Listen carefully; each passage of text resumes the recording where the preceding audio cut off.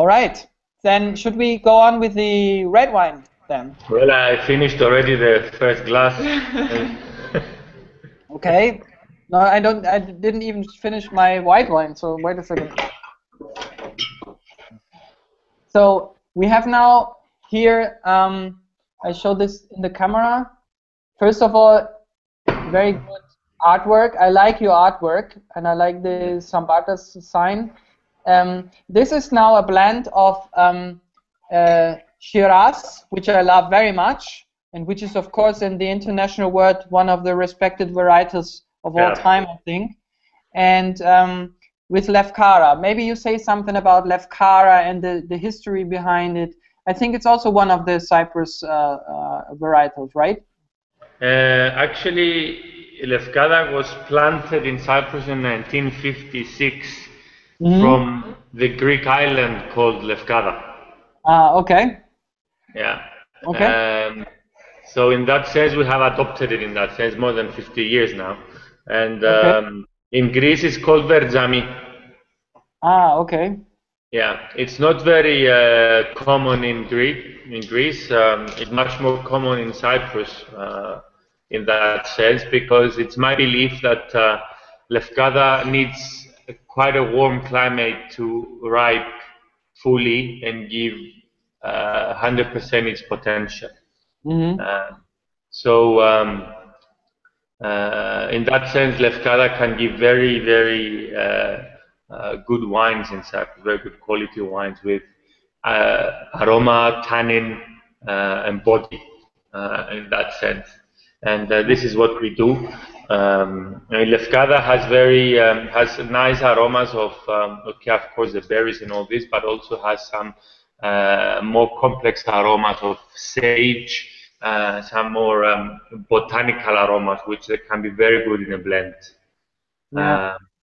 So we chose Shiraz because Shiraz in Cyprus, in my opinion, is the best, more well adapted variety, French variety red wine in Cyprus. It ripens because of the heat resistance. Yes, it ripens very well. We've seen it happening in other warm countries as well, and you know, it's quite robust to heat as well. So it gives very good results. Yeah, I tell you why I like it so much, this wine from you, because I am very much a fan of Châteauneuf-du-Pape. And I know exactly what you mean, because when you go to the Avignon and you go to the stone yards there, you have this very hot summer as well. I mean, of course, it's not like Cyprus, of course, no. but the best. Hot. Yeah, but the best Châteauneuf-du-Pape is from the old grapes as well, when the roots are very deep and get the water out. And I was very much reminded to this when I drank the first time this blend. Of course, it's not a Châteauneuf-du-Pape.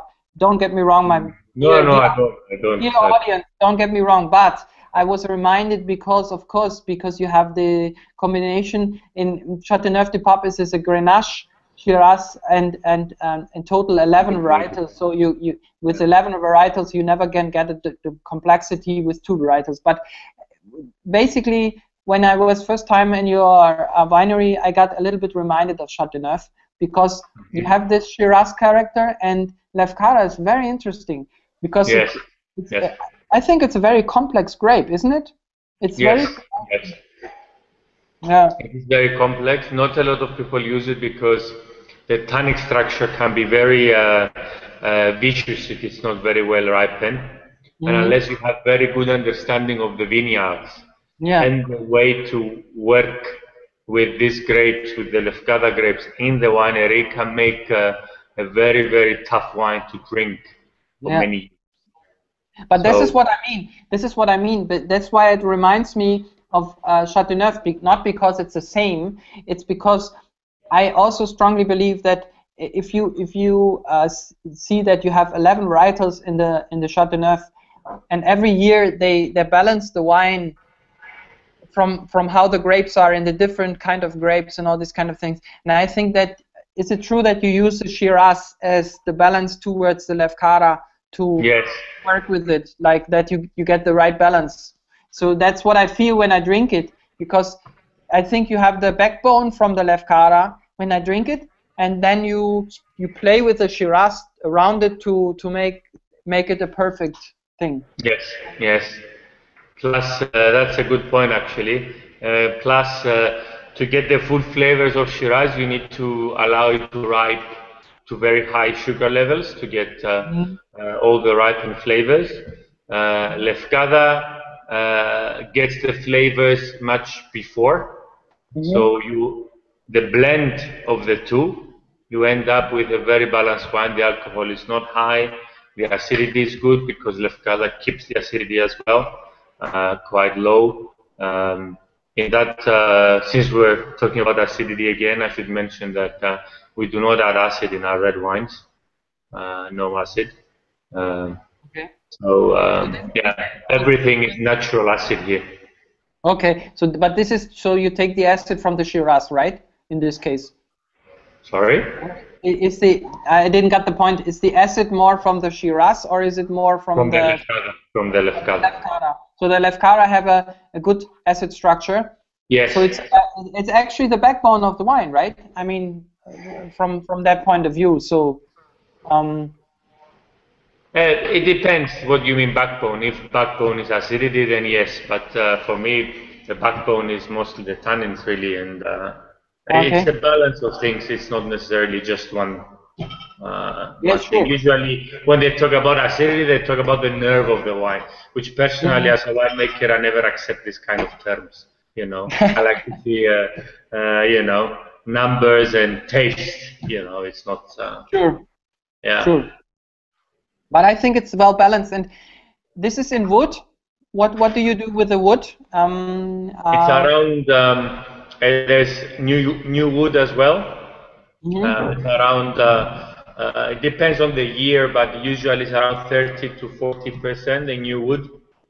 And the rest is 1 or 2 years. So you can feel the wood intensity without covering the fruit, of course, which we are very careful not to cover the fruit balance. Yeah. So, but do you use the Shiraz for to put in barrels or the Lefkada? Both. Or do you both?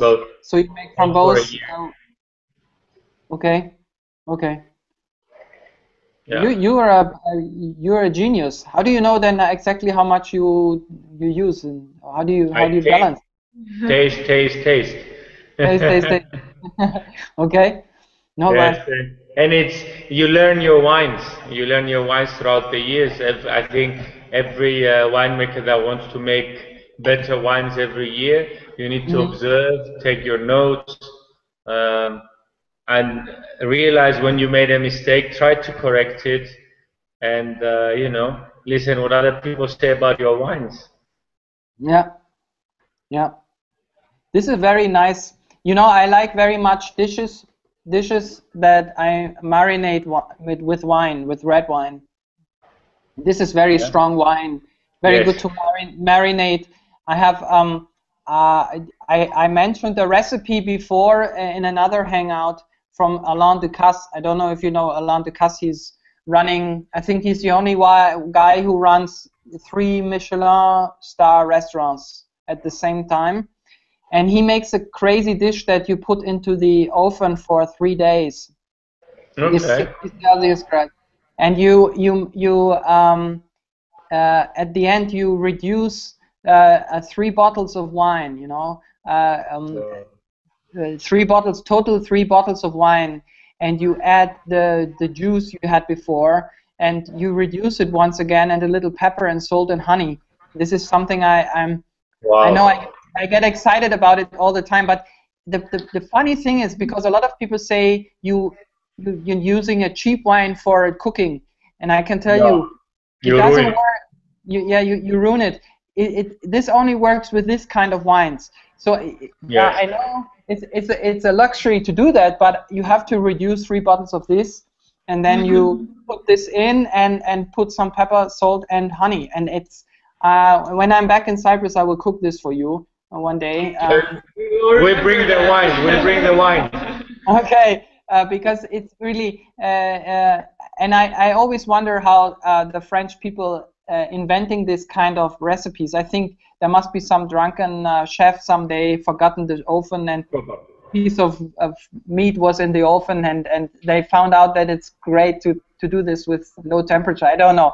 It's sometimes I ask myself, how can you invent this kind of recipes, but it tastes great, and it goes with mashed potatoes, with I don't know, I don't have the English word for with truffles. It's with mashed potatoes from truffles, and it's really unbelievable. Yeah. So this goes to my recipe. I originally wanted to give my recipe advice this time, and please help me out now. I told you it's chicken with quince, kotopulu, me kidonia, right? Yeah, correct.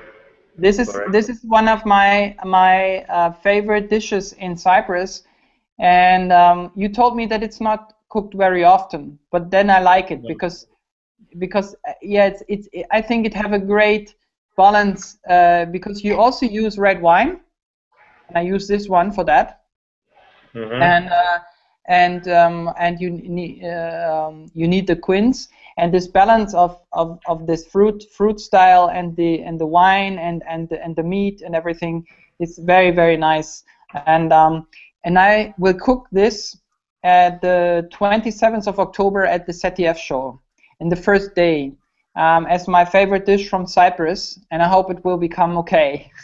We will see. Why not? Sure. So I always try to cook with wine. It's one of my favorite things. So yeah. So this recipe, I have to tell my audience, this recipe I found in a book that is not, you cannot buy anymore. I'm totally sad about that. And I also adopted the recipe. I don't cook it today anymore like it was in the book originally. I made my little changes on that. So what I will do when this video will be online, I will put a link towards my blog and put the recipe myself online, and you can have it there. And Marcus and Marlene, you have to prove it, and I will come to you and cook this as well. You have to prove it, Cyprus, if it's okay and you like it as a Cypriot people. Okay. We will like it. Yeah. So actually, we didn't went through this wine because I have to be very straight with this, because I had an email already from my audience that said, go straight to the wines and tell something nose, tongue, and something. So let's go through this very quick. We have sherry. This is, of course, sherry in the wine, right? For me, I tasted this, and a little bit of black pepper I had. Yes. What do you say from the taste from your side, Marcos, on this wine? What is in this? It's a fairly consistent wine in a sense that whatever you smell, that's what you taste. So there are no surprises there. So again, the cherries coming out, and you get a bit more the oak, maybe on the taste, and which is very well balanced. The American oak we use, it's kind of showy. It is there. You have a bit of a vanilla taste as well. Very long aftertaste. That's the one of the big assets of this wine. Very well balanced. The acidity is there. Although the alcohol is a bit high for Northern European standards, it's quite well balanced. I mean, on the label is 15%. Ooh, 15% red wine, you know. But then I'm back in the Avignon, you know. So if you go with the Chateauneuf, it's the same kind of wine that if you're not careful, it blows you away. So, yes. But the there's acidity balances out the alcohol. Absolutely. No, well, I think, to be honest, the alcohol is structured in the wine, and you don't taste the alcohol so much. It's not branding. It's not, how do you say that in English? That the alcohol is standing out. No, not at all. It's not warm. It's not warm. Yeah, exactly. And for me, it's also because of the wood. You have a little bit tobacco. Is that right? Tobacco and a little bit. And even if it's, because how long can you put this aside? How do you think? How long can you put this in the cellar? Because I think the 2006 equivalent is still maturing gracefully. So, okay. And that was the first wine that we made from these grapes. And we learned from our mistakes since then. So I would easily give it 10 years. Mm-hmm. I agree, because you already have a little bit of leather, but there is still development, a lot of development. Yes. So if you say 6, so this is already 8 years. The years that we may make this wine. So, but this is interesting, because now I have you as a winemaker in my shed here. So if you because we have, what have we now here? This was 2012. So how is the wine 2006? Is it still fruity? Is it still? There is fruit. Tannin is starting to be too prevailing, to be honest, because it's the tannin still is there. There was probably some green tannin that kind of is very mellow, but it's still a balanced wine. And obviously the leathery aromas and this cigar box aromas and all these are already coming out, and they are making the bouquet more complete, more complex. But I believe that these wines can age much better than the 2006 equivalent. They've been made with much more experience, of course. Yeah, of course. In 2006, you found your winery, right? This was the first year. So you now you have the experience. So, but if still the 2006 is still very good, this one must be much better. It will be very nice, a very, very good drink after a few years. Yeah. Cool. Then a little bit of cinnamon, right? Yeah, the barrel from the new barrels, that's what you get. Yeah. Well, actually, I think this matches to Cyprus, because you have cinnamon in a lot of dishes as well. It's yes, and a lot of the meat. Yes. And so and also charcoal as well. We have a lot of charcoal, and because of the toastiness of the barrels, you get a good balance of the toastiness of the barrels and the charcoal that is heavily used for meat cooking. Yeah. This brings me to one question of the audience. I say hello to Frankfurt. That's nice. This is also one of my ongoing fans here. They ask what kind of barrels you use. What is the wood? Of course, it's barrique, he guesses, but the barrique doesn't mean what kind of wood. So where is the wood coming from, and who makes the barrels for you? That is the question. Obviously we use oak barrels. Around 80 to 90% is French, and the rest is American. The main cooper we use is Séguin Moreau from France, from Cognac, actually. And we like to use our barrels for maximum 3-4 years for dry wines, and then we use them for sweet wines. Okay. I hope that answers the question. We don't the school of which forest did the barrel come from. That's not scientific. That's nonsense. Nowadays we talk about wood. We don't talk about forests. We talk about the wood. In a forest of 1,000 of hectares, you get so much natural differences between the trees, depending on the altitude, depending on if it's on a hill, if it's facing west or east.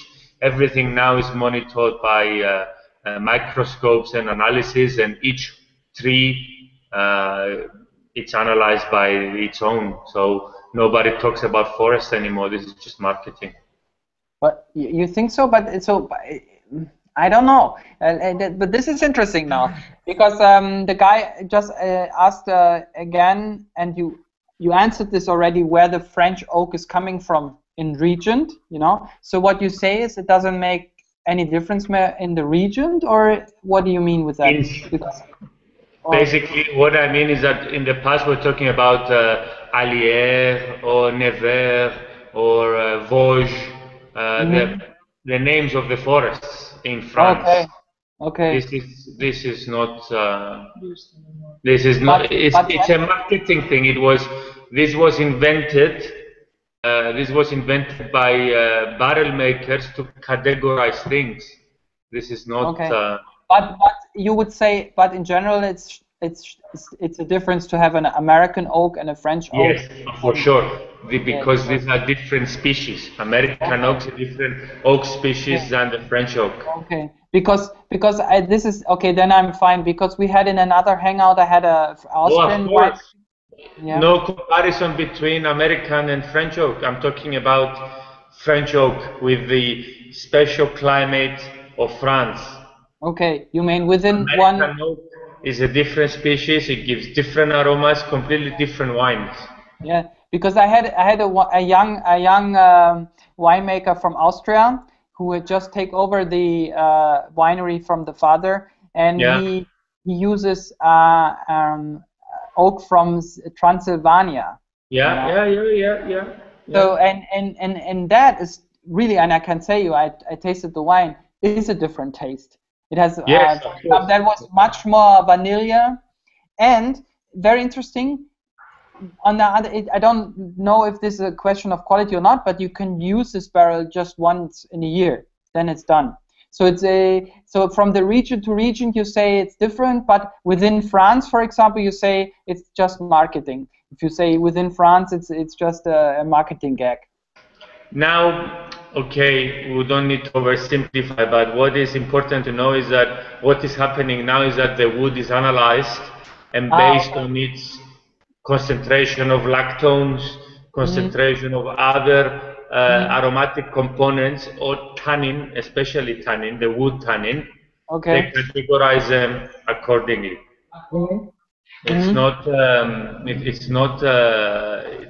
You cannot say that one forest produces one kind of barrel. Yeah. I understand. But this is an interesting issue yet to say. But maybe this could be a path for winemakers to maybe experiment more with different, really strong different regions with wood. Yes. Except from. We do it here. You do a Cyprus oak? You have Cyprus oak? Cyprus oak, it does exist, but unfortunately, it's not. It's not watertight, as we say. It leaks. It leaks. So it cannot be used as a container. Is it possible? Cyprus, sorry to interrupt, but for Cyprus, if someone goes back to why people are using barrels, it's not because of the concept of giving flavor to the wine. The concept of giving flavor to the wine by using barrels is less than 100 years old concept. Okay. Barrels exist for hundreds of years, and they exist because of storage and transport. Okay. Just the French, they used what they had to make containers for storage and transport, and that was oak from the oak forests. Okay. In Mediterranean world, they use amphorae. Okay. So the idea of oak as to give flavor, it's not an old story. It's very modern. Okay. Okay, I understand. So in Cyprus we used pitharka, we used amphorae, for example. Clay, because we were very good in clay. That's another project for the future. Okay. But that's interesting because at the local barrel production, I had just one winemaker from Styria here in Austria, and also from the size, because barrique is just, actually it's not the wood, it's only the size of 225 liters. And in Styria they have 300-liter barrels, but they made it from now local wood or whatever. And I think it's a total interesting story what you say, because especially when you say that it's just a modern style. And I like this hangout when we had this Transylvanian oak, because it was really something different from. Yes, from of course, it would be. It would be, yes. Yeah. So there is something I want to ask you at the end, which I always do to the winemakers. If you now have been in the hangout to present yourself, what kind of wines you would like to see in a kind of a hangout? If you would see a hangout like this, is there something you would like to see? And are there 3, or maybe if it's less, it doesn't matter, but are there 2, 3 others winemakers you would recommend from your heart that I should definitely interview for the terroir Cyprus? From your perspective, if you, honestly saying, is there someone you would recommend to say you need to, if you go over Cyprus in winemaking, you need to talk with this kind of guy? I would say Vlasidis from Vlasidis Winery and Minas of Kiberunda Winery. Okay, both names I heard already. We are not that many. We are not that many. And what is interesting to see in the hangouts is what you mentioned already. To see the people behind the label. That's the most important thing. So then, can I ask you another question? As you heard it when I started, I make this Sauvignon Blanc box. It should be a box only with Sauvignon Blanc for my client, that they can compare all kind of different types of Sauvignon Blancs all over the world. Yes. I will do a special hangout about this with all winemakers in the box. Will you be part of it? Will you be part of course. I will come bounce ideas. It's very nice. Yes. One more.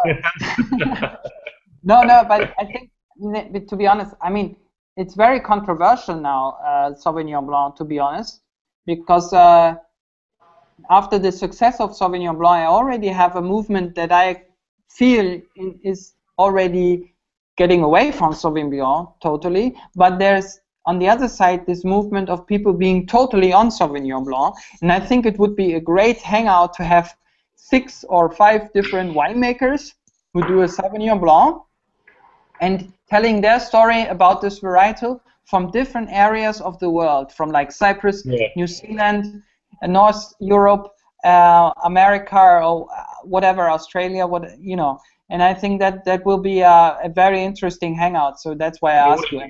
Yes, of course. Because Sauvignon Blanc especially is a very, very interesting varietal in the way what you can make. If you make Scott Henry, whatever, I mean, the way you ferment the wine and what you put, as you do with the barrels, whatever. I mean, it's so much behind the story of Sauvignon Blanc that I'm looking forward to this hangout, to be honest. That will be very interesting to have 5-6 professionals that work with this varietal every day to talk about it, and it will be very much fun, I think. So Marcus, at the end, how do you find a woman from the Netherlands? In Australia. Pardon me? In Australia, that's where we studied. So we met during the studies in Australia. I was in Australia for an exchange program with my university in the Netherlands, and Marcus was there to do his winemaking degree, his master's in winemaking, and I had a lot of half bottles. Yes, he had a lot of. We met through a group of friends there, and they always had tasting lessons at the university. Of course, they were tasting, well, mostly wine, but sometimes you had chocolate tasting or whiskey tasting or all kinds of tasting to develop your tasting skills. And he would invite me over and he would say, look, I have some, really nice wines. This wine is maybe $100 when you buy it in the shop. I got it from the tasting lesson. So he would cook me food, and we would taste the wines that they were tasting at the university. So that's how he managed to seduce me. So, and at the end, you said you have to taste Marcos. So, I fell for his charms. Yes. Okay. That's a nice story. So you see, wine brings people together. It's very good. Of course. Good. So, in a perspective, now we had this wine. We already said, okay, we have the hangout about Sauvignon Blanc, and of course we have to do the hangout about Marat Heftico. I think it's very important, vital. We have to do that. Is there anything else in the future that will you just had the harvest? I think. Are you finished now, or are you tomorrow. In the middle? Pardon me? We finish tomorrow. Tomorrow, okay. Yes. What can we expect from the next year? What do you think from what you put into the barrels and what is your perspective? What do you think? It's been a good year in general, except for a couple of varieties that they were affected by heat waves. Mm-hmm. But in general, it's a good year, especially for the whites, I think. Mm-hmm. And Marat Heftico sets very well. People know Milarandage or hen and chicken. They know the problem of Marat Heftico. It's been a good year for Marat Heftico. Plus the next level up of Xynisteri that we're preparing. So there will be some good things coming up. Okay, all right. Okay, so I just have to say to you, thank you so much that you presented your wines to my audience, and that you take your time to show a little bit of Cyprus, which we had, and I hope this will help to promote also your wines a little bit to the North Europe. I know about the problem of transportation, all this, but I hope we can overcome it a little bit with this hangout. And I want to thank you personally, and I'm happy that I met you right at the beginning of my stay in Cyprus. I wish you very good luck, also personally. What's going on with your winery, and I hope you can develop as good as you did the last 2006, 8 years now already. Thank you again, and I give you the last word. If you want to say something, just say it to my audience and tell whatever you want is what you think is important for you. It's up to you. What I would say to the audience is value the good wine and do as many as blind tastings as they can. Because seriously, there is a lot of bad wine out there, or not very good value for money wine at any price point. So it's good if each one of us has a way to evaluate, a personal way to evaluate good wine, irrespective of the country or the name or the marketing or the advertisement. It will make the wine world better.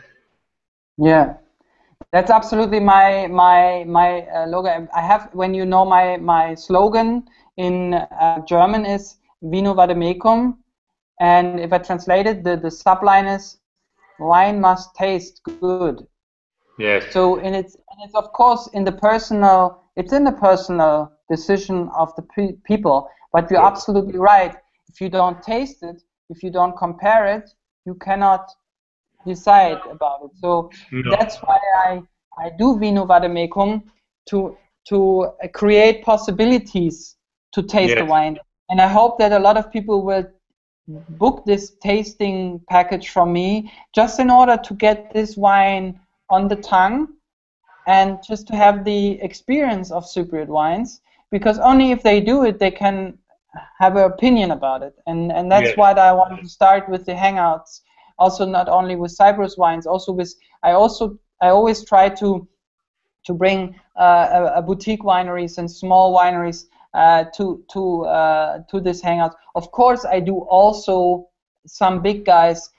For example, I'm in discussion with the Marchesi di Barolo at the moment, which would really be a big thing also for my hangouts, and then but it also helps my small winemakers to be more successful in order of in publicity and all these kind of things.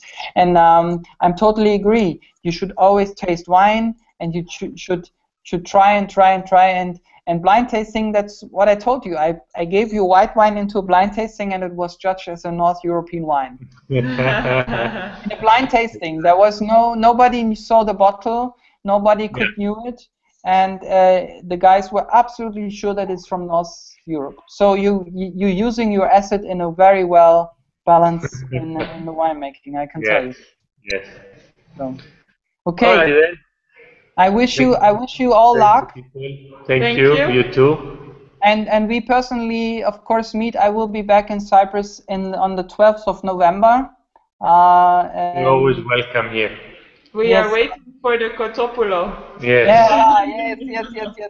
I will. That's what we can do. We can agree about this already. I will be back on the 12th of November. I think already then you should have everything in your barrels, and then you have more time. And I come over.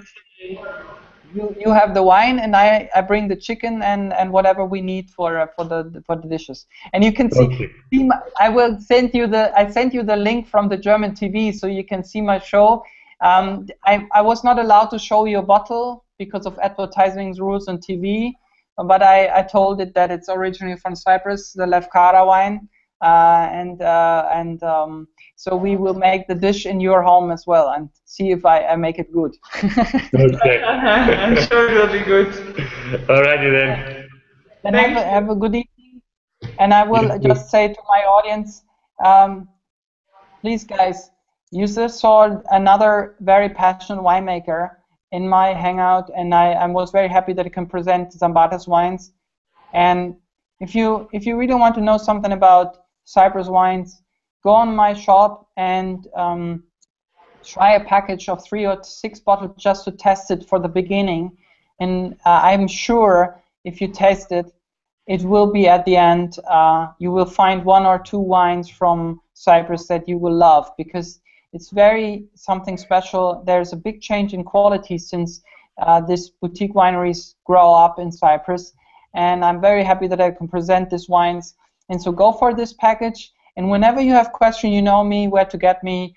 Email me on Facebook, get me on Twitter, post me photos on Pinterest. I got already some photos from another winery I presented here on Pinterest, and I pinned it on my Vino Vademecum account. So just get connected to me and let's talk about wine. And as Marcus said, taste the wine and go for it. Have a good evening and talk to you soon next week. Bye-bye. Bye-bye. Bye. Bye.